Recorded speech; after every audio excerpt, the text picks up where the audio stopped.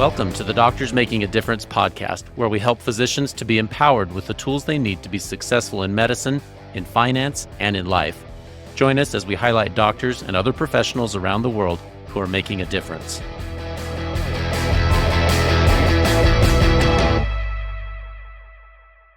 This episode connects with me on a very personal level. I'm excited to present Dr. Gina D'Amato. She's been a guest on a couple of other previous episodes when we've talked about solitary fibrous tumor, oncology, cancer research. She's really kind of a superhero in this field. Dr. D'Amato is a professor of medicine at the University of Miami Sylvester Comprehensive Cancer Center, and she oversees the Horowitz Solitary Fibrous Tumor Initiative Fund. And today's episode is a big deal because she is talking about the results of some preliminary work they've done with the patient registry. She's talking about a clinical trial that may involve people with solitary fibrous tumor, a rare type of sarcoma that I'm also unfortunately a patient of. And I am excited to present this data. I think it'll be useful for the physicians who tune into Doctors Making a Difference. And I think it'll be useful for patients and family members who enjoy learning about solitary fibrous tumor. And it's not just an academic interest. This is a very personal interest for me and for my family. And if you're a doctor listening and you have a patient with a rare type of sarcoma, this episode's for you. If you're a patient listening who's looking for hope and looking for updates and answers, this episode's for you. I'm very excited to present Dr. Gina D'Amato. So I'm excited today to have Dr. Gina D'Amato. She's a repeat customer or a friend of the podcast. She's been so gracious to give of her time and share with us on the podcast some of the research that she's done before and give us a background. I want to reference you back to a couple of podcasts that she's been on in November 17th of 2025 and then November 19th of 2025. She was a guest, and she had Mr. Joel Horowitz as a guest on the November podcast. I'll reference you back to those as a way to kind of get to know Dr. D'Amato and her story. But just briefly, Dr. D'Amato, do you mind introducing yourself to people who've never met you or maybe have never heard a podcast episode before? Yes. Hi, I'm Gina D'Amato. I'm a sarcoma medical oncologist working as a professor of medicine and as sarcoma lead at University of Miami Sylvester Comprehensive Cancer Center. I've been treating sarcoma patients for over 20 years now and the administrator of the Horowitz Solitary Fibrous Tumor Initiative, which, of course, we're going to be speaking about today. Thank you so much. Ed, you say it so humbly, but in the world of sarcoma and solitary fibrous tumor, you're like the superhero. Everybody's very excited about what you're doing and what the Horowitz Foundation is accomplishing. And so I'm excited to dive right in and kind of share some of the things that you've been up to and some updates for us. So maybe just briefly to give people a little bit of context. Again, we had a podcast on this in November with Mr. Horowitz, but what is the Horowitz Foundation studying specifically? And again, solitary fibrous tumor is something that I have and a lot of Mr. Horowitz, unfortunately, also has. Maybe just give us a little bit of a synopsis of what's the objective and the mission of the Horowitz Foundation as it studies sarcoma and specifically solitary fibrous tumor. Solitary fibrous tumor is a rare type of sarcoma, 2% of all sarcomas. And there's a lot unknown about solitary fibrous tumor. It could start out from connective tissue because that's where sarcomas start out. And usually it can start out in the brain and the meninges, which is different than brain cancer. It can start out in the pleura, it could start out in an extremity, it could start out in an organ. And it can behave differently in different people. It could be very slow growing and not very aggressive, and then it could potentially pick up speed. So there's a lot of unknown. There aren't a lot of treatments available for this disease. And so, Mr. Horowitz approached me and said, listen, I want to find a cure for this. And what we're doing is we're casting a very wide net. He donated money and we're trying to find a cure. But in order to find a cure, we need to figure out what caused it. Okay. And so we've developed a patient registry and biobank, and we're trying to capture information from patients all across the entire world to understand maybe causes. Was it hereditary? Cancer is either hereditary or environmental, right? Right. Born with a gene, it was passed on from your parents that made you susceptible to the cancer, or you were just exposed to some sort of environmental toxin and developed a mutation and had the cancer. So we need to better understand it. And so we've developed this registry. We're excited to announce that we have close to 100 patients registered in the registry. Our goal, of course, is over 600 because we believe that probably the incidence, meaning the rate of diagnosis per year in the US, is probably about 300 or 400 as patients being diagnosed. Then, of course, we have worldwide. So we want to try to capture as many patients as possible. Initially, it was only limited. We had to get all the IRB approvals, all the regulatory approvals. Then initially it was only open to University of Miami patients, but now globally, happy to announce any patient that has the diagnosis currently or ever was diagnosed with solitary fibrous tumor can join this registry. And we actually go to solitaryfibroustumor.org. That's our website. They can get registered. They fill out a quick form to say, okay, I'm available these days. And then we have the people that are working for the SFT. It's our behavioral science program. They're great, wonderful people, and they will walk you through exactly what you need to do. There's a questionnaire where we're grasping at straws. We're asking, where did you grow up? Were your parents in the military? Have you been exposed to 9/11? Did you grow up in a golf course? What kind of diet did you have? How many people in the family with cancer? And then what we're going to do is after that, every 50 patients that are enrolled, we're going to analyze the data. We've already analyzed some and it's interesting. And I can go over a little bit more in detail some of the preliminary results we have. We're also going to be collecting blood and tumor specimens and medical records. Okay, that's all part of the registry patient. They'll help them. Our people will help the patients get their pertinent medical information. And then we also will collect blood and tumor specimens. And then we're going to try to correlate that with molecular findings on their tumor specimens and in their blood to see, can we find anything? Maybe someone that grew up off a golf course developed this one kind of mutation and they had their SFT maybe starting out in their lung, right? Or somewhere else. So we're going to try to figure out maybe some causes. Okay. Well, I just want to highlight two things you said. One, 100 patients doesn't sound like that many. 600 patients doesn't sound like that many, but yeah, for physicians who are listening or patients who are listening, realize that if you participate in this, it's a big deal. Like it's a really big deal because we're not looking for hundreds of thousands. We're looking for hundreds, so we're at 100 patients and hoping to get to 600. And then the second big thing you just said, this is now open to people worldwide. Is there any restriction on it? Can be any country of the world, or is there any restriction as far as that?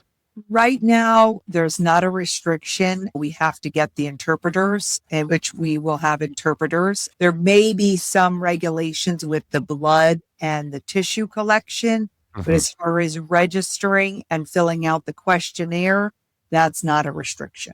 Excellent. So we're still working on some of the paperwork to get, blood samples, but we're still also waiting on some of the paperwork to get the blood samples from patients that are not within UN. But at least we have people registered and collecting that questionnaire, that survey data, because we've had some interesting findings on that. It's a little too soon because it's only 50 people. Like, for example, women in the literature, the average age is 50 to 70 and equal gender distribution.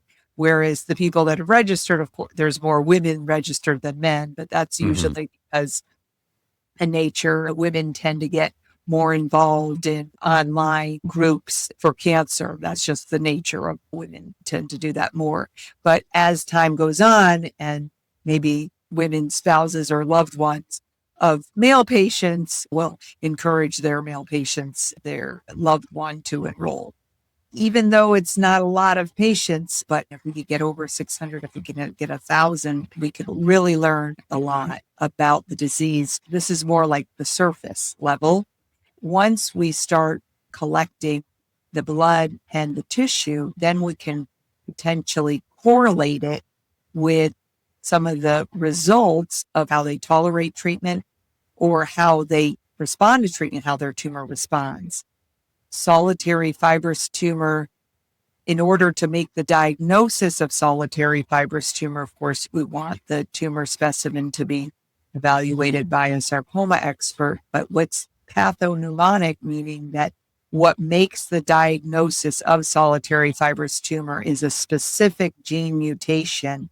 It's a fusion gene where NAB2 is fused with STAT6. Okay. Mm-hmm. And okay, that's easy. Well, we can just study that one fusion protein.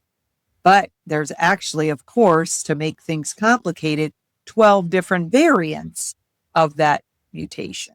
Okay, so we have to understand.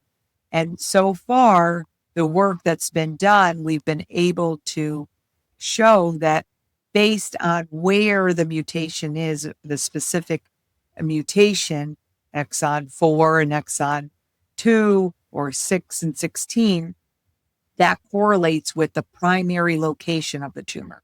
So 617 or 616 usually is the meningeal or the brain area, whereas maybe the lung or intra-abdominal or extremity is the 4-2. The more 4-2 is the most common. So we need to understand that, because when we're designing, when we're trying to find drugs and treatments, we need to understand, because one treatment may not work for a certain variant. So we have to, and we want to find out, maybe there was a certain toxin that caused a certain variant or. Mm-hmm. So we want to correlate all that with medical record, where are the primary, what kind of treatments that these patients have, and what were their outcomes. Okay. And so some of the work that we're doing, as right now, we have studied this in patients, called what we call a retrospective review, meaning like going back and looking at charts that have already been treated of patients that we've already analyzed their tumors, and we've already treated these patients and they've already been diagnosed over 20 years. We've looked at that. But the registry is collecting the data prospectively, meaning like opening it up to more people and live what's happening Mm-hmm. right. So in our retrospective review, we actually have been able to collect patient information of over 50 patients. We'll have it 100 patients, where we're looking at the next generation sequencing, meaning we've sent the tumor specimen out for special molecular profiling to look at the type of gene, which gene variant it was. Do they have any other mutations? The most common mutations that we found on SFT are P53 mutations, TERT mutations, and CDK10B. So then we're correlating that. If you have these mutations, does it respond more to treatment? Are you at higher risk of recurrence if it was resected? The cure for all cancer, for solid tumors, are surgery, right? Right. Remove, but half will come back. Well, who are those half? Mm-hmm. Okay. Right now, there's an existing prognostic tool that's used called the D'Amato scoring, and that's a pathologic tool where they look at to see, okay, there's this many cells growing and dividing, different features under the microscope, and there's a D'Amato classification based on the size, the mitotic index, etc., and you can classify it by this D'Amato, and then it correlates with, okay, the tumor was removed. What are the chances it's going to come back? And if it's going to come back, where is it going to spread? And how long is the patient going to live? Okay. I mean, obviously we can never predict how long someone's going to live, but the average, right? Okay. And so what we're trying to do is improve upon that, because that doesn't include the molecular findings, right? Part of that classification isn't the variant, right? And other potential mutations.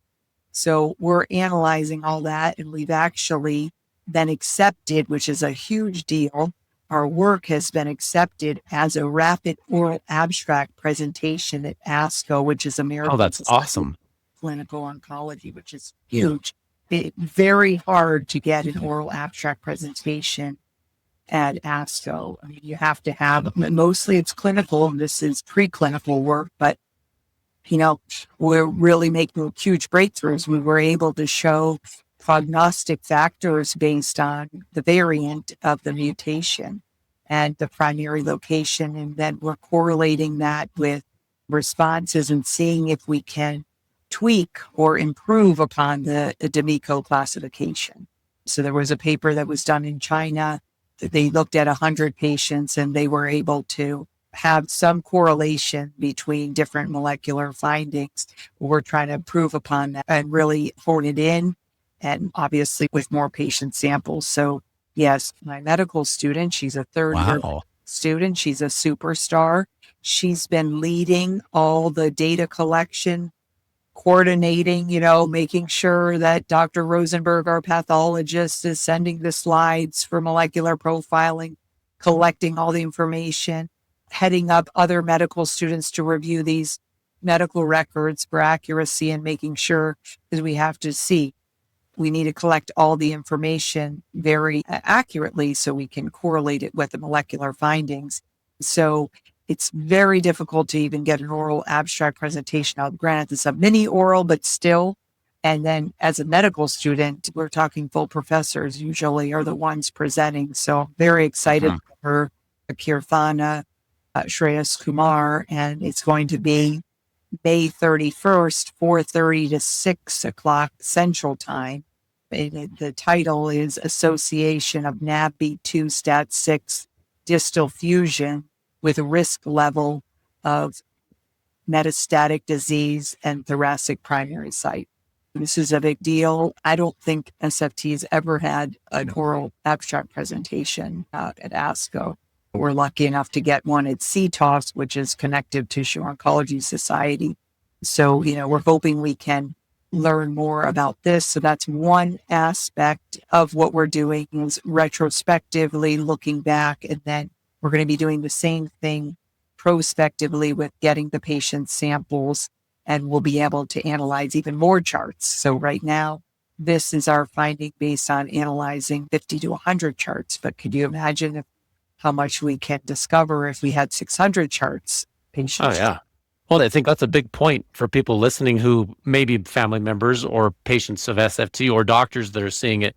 The more people we enroll, the more power the study gets. One of the things I was going to ask you on ASCO, it's an important scientific meeting of all sarcoma throughout the entire world. So it is a big deal to get this put on prime time so people are talking about it and understanding it.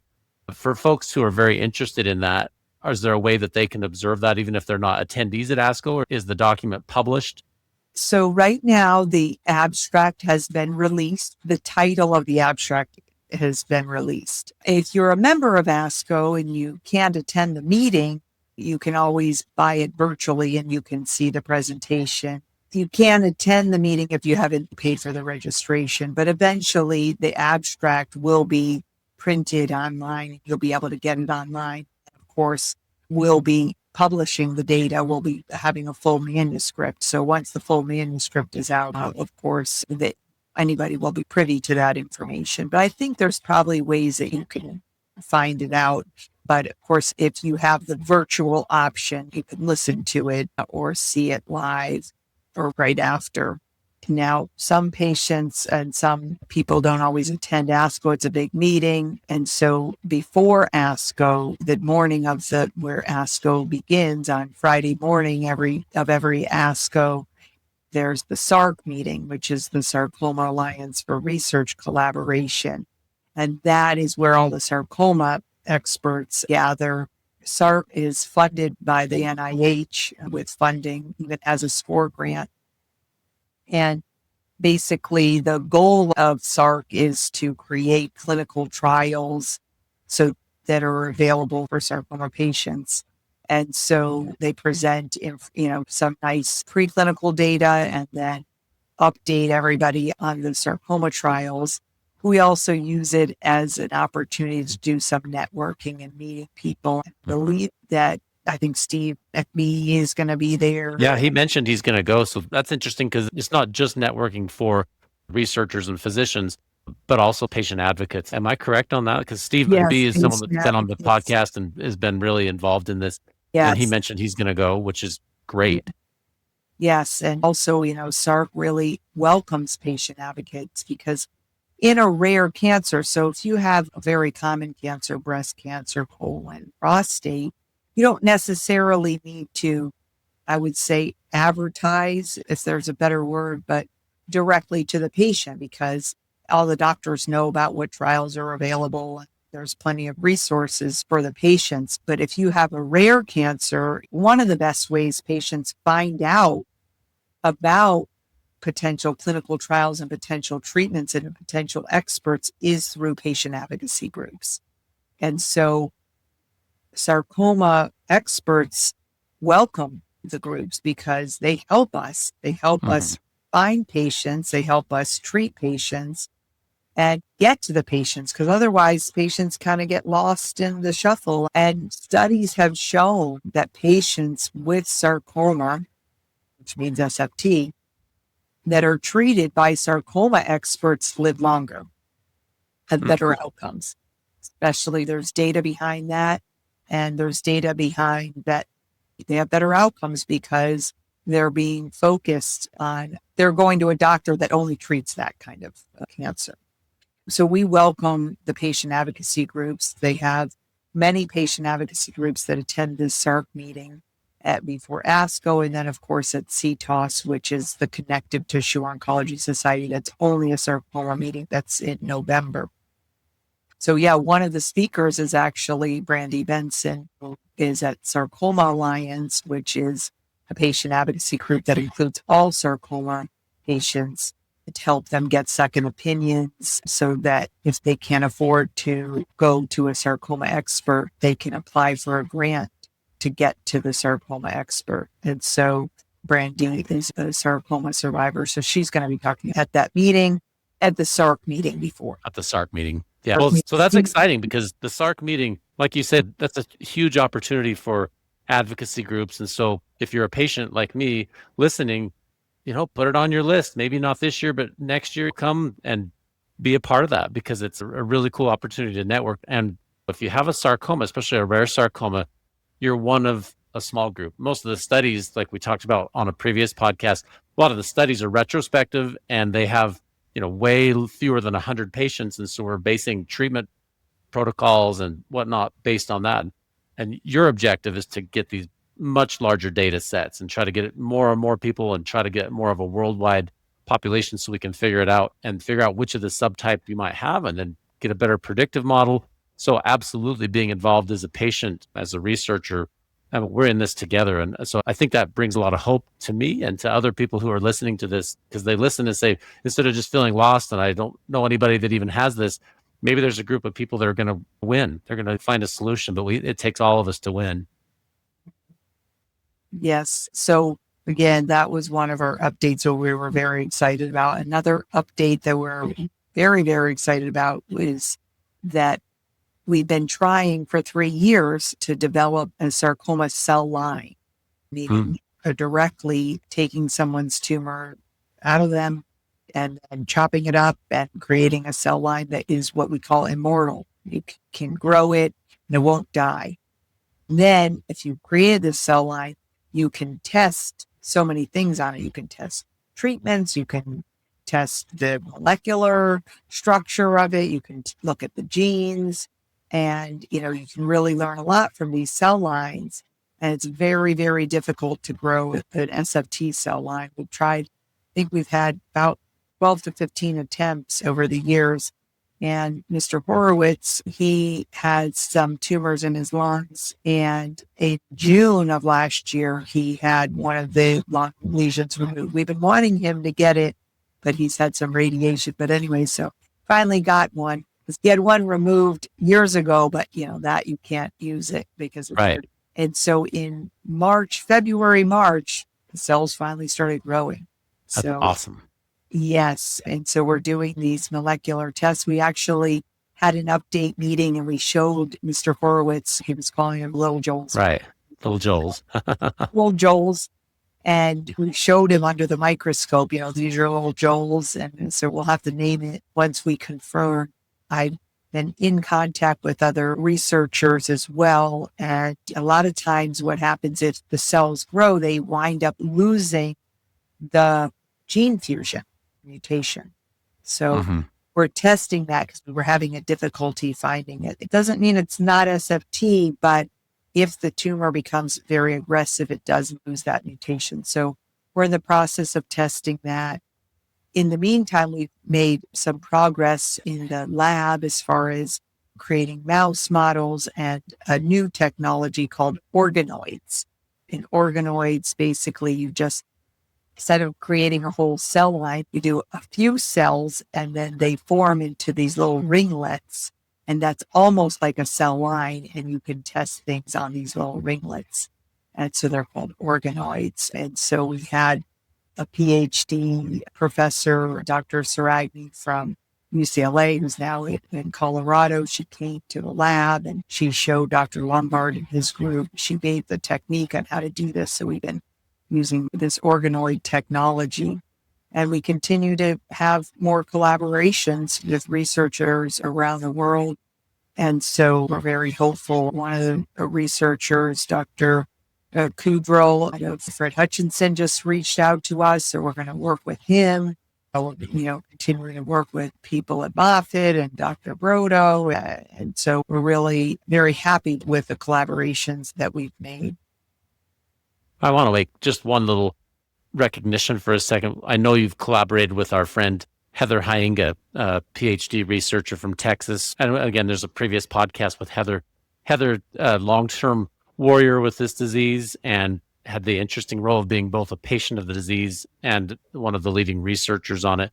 And I know she'd coordinated with you on some of the research. And Heather died recently as a result of solitary fibrous tumor. So I just wanted to honor Heather and the work that she has done and recognize the tremendous contributions she's made to the field and the sacrifices that she made to be there, and honor her family who's no doubt mourning her loss. And it's, kind of a collective loss for all of us to have someone that is so influential in this field. Yes, thank you for bringing her up because, most of the work in solitary fibrous tumor, the preclinical work, she's been involved in. Anybody that you talk to, everyone knows her. She's been so supportive. They worked so hard to advance the field. And even anybody that I talk with, the doctor at Fred Hutchinson, he actually created a 3D confirmation from her cells. Anybody that's in the field knows her and knows how hard she tried and what she did. And she's a wonderful woman. And it's a huge loss, but we're going to do this work for her and for all the other patients that we've lost with this disease. We're going to use that as motivation to move forward because we don't want anything to be in vain, and deserves it. Totally agree with that. Yeah. One of the things everybody hopes for in this world is clinical trials, opportunities to take this data, the raw data and the understanding, and say, are there treatments, with all the different types of cancer treatment modalities that are out there? Are there things that work on cell lines? Or is there actually a clinical trial that would allow us to test some of these things on living patients rather than just cell lines or mouse models? And do you have any updates on that? Yes. So we're very excited about potential clinical trials. We're continuing to work in the lab to develop some novel treatments as well as novel combinations, trying to find already existing drugs. So far, we're hopeful with HDAC inhibitors, which are working with the epigenetics, altering the cell as it's mutating, as it's undergoing mitosis. There are some HDAC inhibitors that are approved for other cancers, so we're working on that. But there was a trial that was done in Germany with a technology called therapeutics or radiotheragnostics. Okay. Yeah. And it was very promising, and we've been trying to get it over to the US, and we finally do. So there are a couple of companies that have these drugs But what they found is that the majority of solitary fibrous tumors express this particular protein called FAP protein. Now, FAP, when you hear FAP, you may think of familial adenomatous polyposis. That's colon cancer. This is a different FAP. Okay. Just to confuse everybody. Okay. FAP stands for fibroblast activation protein. Okay. That's the protein that's on these stromal cells, which are the connective tissue, the glue, right? So solitary fibrous tumor is basically the fibrous cells, right? So of course, solitary fibrous tumors express a lot of this, okay? Other cancers, the connective tissue, what we call the stromal tumor around those, do express it. So it can potentially work. It could work in other cancers. Of course, that's the motivation behind the company pursuing it. I don't think they're just pursuing it for solitary fibrous tumor, but our solitary fibrous tumor patients can reap the benefits, right? Absolutely. Patients are fine to take other treatments if it works. Who cares if it was invented for another cancer or our cancer? We don't care. We just want to give it to the patients, right? Right. We want patients to receive it. So the majority of solitary fibrous tumors have this FAP. It's a fibroblast activation protein. Okay. And so how this trial works, we're going to have it open any day now at University of Miami. It's open in a few centers already. This is Prospective Therapeutics. The drug name is PSV 359. Okay. When a drug is early in its development, it has just numbers and letters. Okay. As it moves forward from phase 1 to phase 2 and it looks promising, then it becomes a name. And then if it's phase 3 and it shows that it's effective and goes to the FDA and it gets FDA approved, then it has a generic name and a brand name. Okay. So we're still in the early phases because it only is numbers and letters. Okay. But what it is, it's called a radioligand, image-guided alpha particle therapy. So what they do is they take the lead, 203 Pb, they create a radionucleotide, and there's two particles. One is the 203, and that you can use it as a PET scan. The patient undergoes the PET scan, which basically they get radioactive dye tagged to 203 Pb, tagged to the FAP, right? So that it's binding specifically to those proteins, and you can see it on a scan, on a PET scan, because it has that radionuclide attached. Correct. And if the tumors light up, then you're a candidate for the treatment. Okay. After that, so first you get the PET scan to see, does your cancer light up? Okay. If it doesn't light up, why are you going to get a treatment that's not going to work? Okay. Right. But we think that the majority will light up. Okay. So then it lights up. Then they get 4 injections 8 weeks apart. Then the injection is tagged to PB212. Okay. Tagged to the FAP. And then they get this alpha particle, which is basically radiation. Okay. A little bit of radiation. Instead of radiating these big tumors and big amounts of radiation, no, you're getting radiation specifically to the cancer cell that has the FAP. Okay. And so we're very excited about that. And that's going to be open any day. It's going to be open, but it's going to be open for all solid tumors. So we want a stockpile, of course. We want to get any solitary fibrous tumor or even sarcoma patient in so we can prove that it's effective and then we can move forward. And then we can show, if we can show even 5 patients, 10 patients with solitary fibrous tumor works in the majority, then this could potentially be fast-tracked to be approved, or at least another trial where it's only solitary fibrous tumor patients or only sarcoma patients and have a lot with solitary fibrous tumor. Because other sarcomas also express FAP, so we don't want to exclude our sarcoma friends, right? So that is promising. And then the thing is that this technology, right now, it's tagged to a radioligand, it's tagged to alpha particle, but you can tag it to a chemo. You can tag it to another drug, right? So there's this technology called ADC, antibody drug conjugate. So say in the lab, if we see that the HDAC inhibitor, for example, is effective, then we could create a drug. We tag the HDAC inhibitor to the FAP particle in the radionucleotide and then inject it. And then instead of getting radiation, you get the chemo drug or the HDAC inhibitor, boom, right into the... Yeah, exactly. Site directed to those specific proteins, which are in the cells that are expressing the genetic abnormality, which is amazing.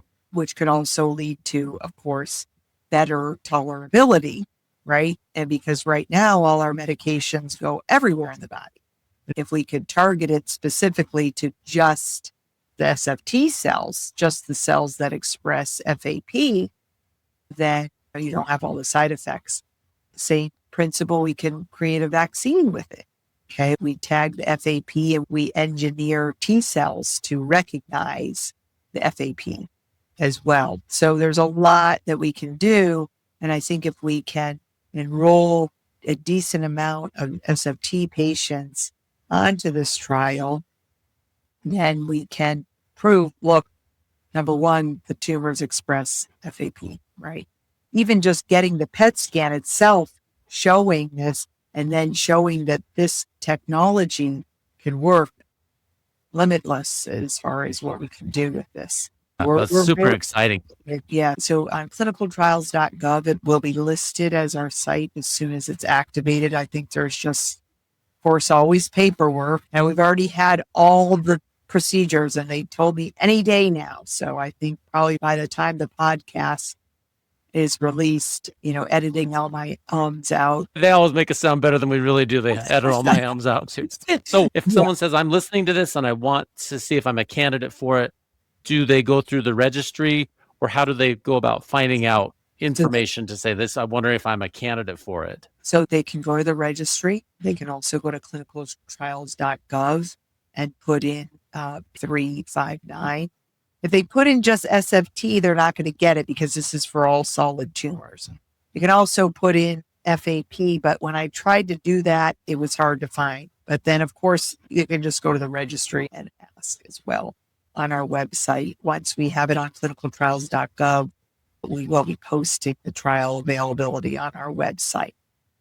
Wonderful. Well, solitaryfibrous-tumor.org.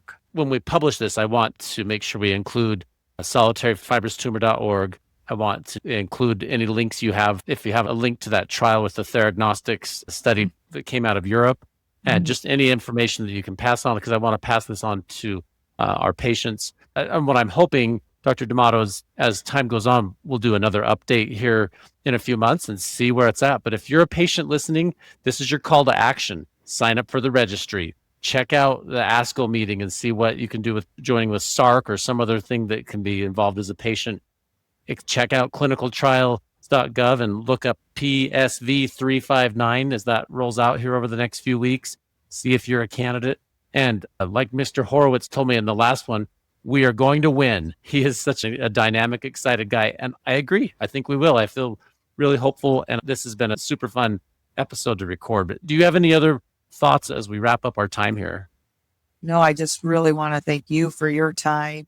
There's very encouraging data, but we've made a lot of progress and we're very hopeful we can make more. But in order for us to make this progress, we need patients enrolled in the registry and we need to get patients on these clinical trials so we can learn, so they can be treated, of course, to make them better, but also to help others so we can learn the best treatments. And very hopeful. So thank you so much. Thank you. Thank you to Heather Hiinga, of course, and deepest thanks to Mr. Horowitz for making this all possible. It's just a dream come true. Awesome. Thank you so much. Keep in touch, Dr. D'Amato. I really appreciate it. Okay. Thanks so much. Thanks for tuning into the Doctors Making a Difference podcast. And thank you for what you do to help your patients and your community. Your work truly helps so many people. We produce this content to help you have the tools you need to stay in medicine and to highlight the amazing work being done by physicians around the world. Please note, that while I am a physician, and many of the guests on this program are also physicians or other professionals, the discussions on this podcast do not represent my employer or any professional organizations to which I belong. This podcast is for your information and entertainment only, and should not be taken as professional advice. You should seek appropriate professional advice pertaining to your own situation. Please check out more of our content on our website, doctorsmakingadifference.com. Also, please follow, like, or subscribe on your podcast player or YouTube channel, and give us a 5-star rating. It really helps to spread the message. Finally, if you'd like to be a guest on the podcast, or if you'd like to nominate someone else to be a guest, please visit the website or email admin@doctorsmakingadifference.com. See you next time.